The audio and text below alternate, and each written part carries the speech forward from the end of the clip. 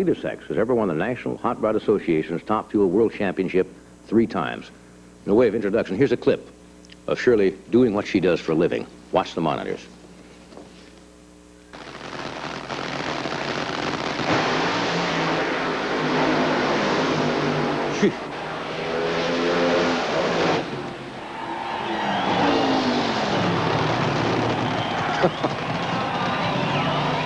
Would you welcome, please, Shirley Muldowney.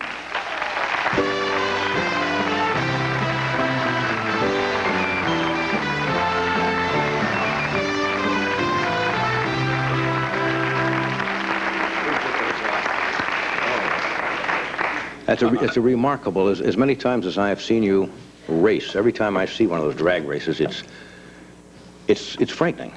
The speeds you reach from a dead standing start. Well, from a dead stop through 1,320 feet, we travel about 260 miles an hour. In about, what, less than 6 seconds, right? About 5.5 seconds. If you run a 6-second run, you're driving a lemon. That's a lemon. Oh, yes. Now, this was outside of Montreal about a year and a half ago. You're still showing the results of what happened, and you always drive the pink Roadster, the pink right? car is an image. Was going about, what, 250 just under miles 250. An hour, and it just well, I had disintegrated. A front tire problem, and the tube took a hold of the steering, and at 250, the car disintegrated when it impacted into an embankment. And there's just nothing. We don't really at that know moment. what happened, yeah. But the cage, people think the cage is what's over your head. Right. Well, it consists of what's in front of the driver's feet. Right. And it broke off at my hips. So I continued on for about 600 feet.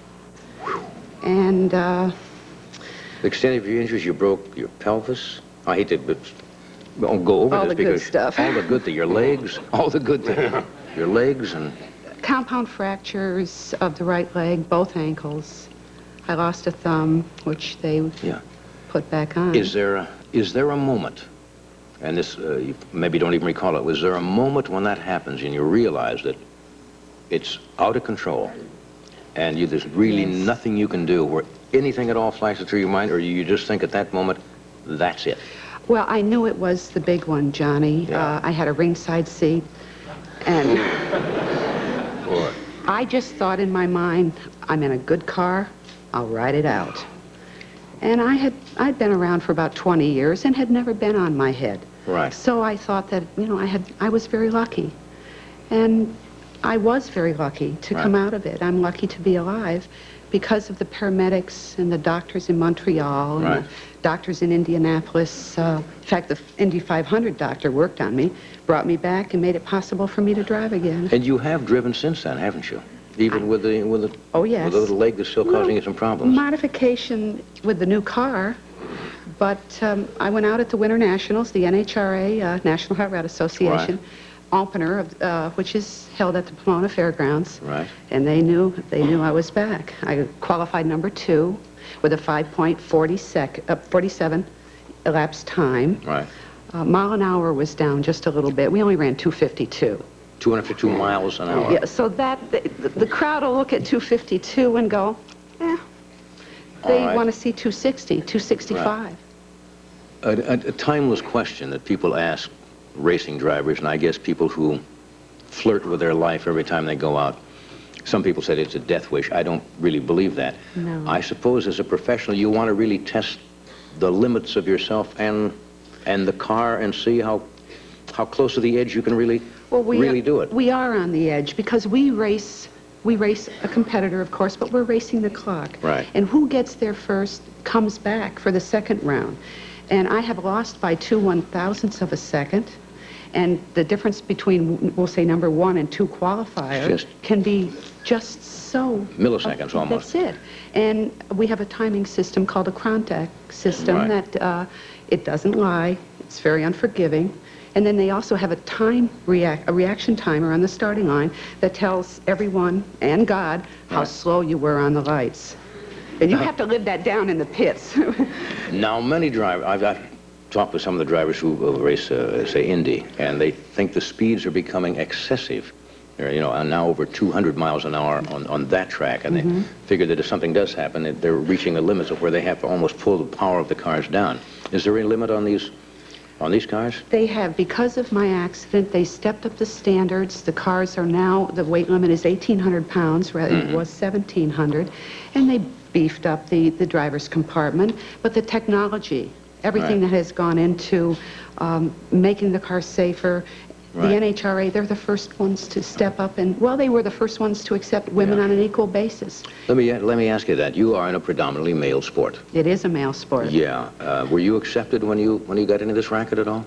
The men say, wait a minute, we don't need women out here on the track. Well, they didn't say quite that. I can't repeat what they said. Well, I was trying to phrase that very kindly myself, but...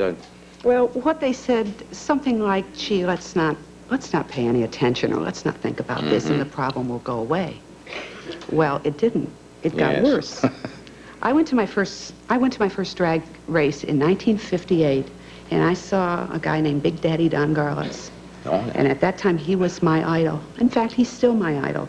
But when I saw him drive a top fuel dragster, I knew what I wanted to do. They have great names, don't they? Wasn't there one called Don the Snake Prudhomme? You bet. Great drag racer. Yeah. Tom the Mongoose McEwen. Yeah. But nicknames have always been synonymous with the sport of drag racing. And I had one years ago that I'm not crazy about. Can you tell us? Cha-Cha. Sure. Did I have to tell you? Yes, I remember. Cha-Cha, wasn't it? Sure. Well, it was shorter than Shirley Muldowney, and it didn't take up much time. Cha-Cha. That doesn't sound quite... Shirley is nice. No. You're accepted now, of course. I would like to think so. I would think so. We have a race coming up in Gainesville, Florida in a couple weeks, and depending on how well I do, let's see how I'll tell you what, we have a practice session for you tonight. I heard about it. I asked you about this, but we asked you because we want to make sure you do this. We have set up out in the hallways of this great network a little drag strip of our own.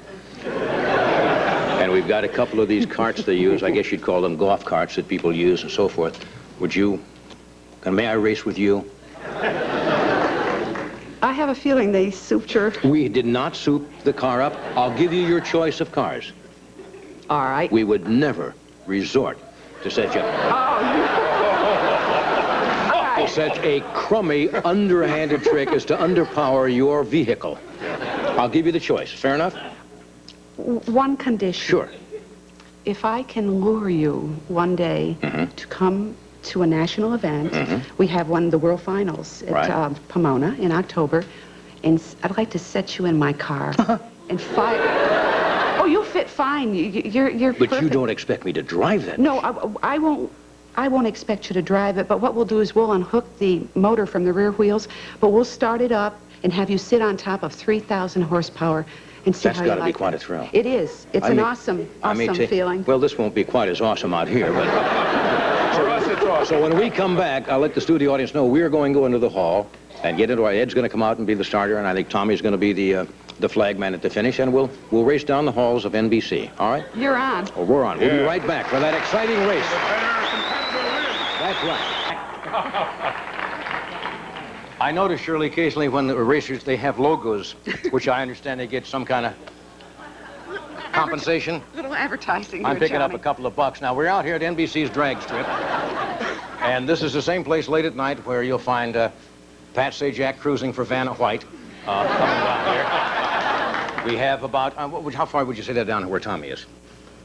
I don't know. It's about 50 yards, maybe, something like that. And we have two fine vehicles here. These are cars that are electric carts that are actually used right here at NBC. This is our audience back here. Look at the crowd.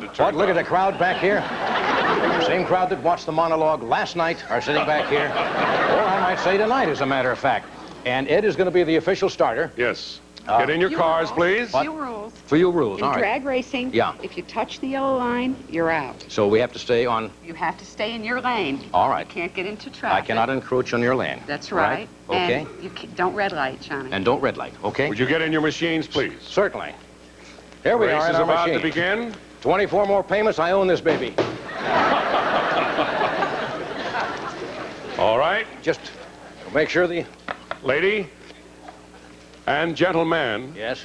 would you please start your engines? All right, the engines are all ready to go. Ready, set, Wait a minute, hold it, hold, wait, what is this? All right, okay. I think they caught that. I'm sorry. That's a foul, all right? Give you another chance now. foul. It's ready, set, and then go. It's like dialing, remember dialing That has 1818. been the problem all my life is premature acceleration. And that's all it is a little anxiety attack. Are you ready for the race? I'm ready. Ready? Ready, set, go! Oh, He's, oh, come on! oh, come on. I'm coasting to a finish. Oh, you got to link.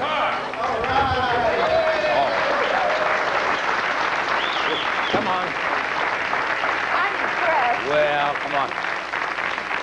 And here to present the winner is our judge, Mr. Thomas Newsom, Miss Muldowney. I know who you are. Is it official? Yes, sir. I did win. It's a tie. Just to Well- make abs. You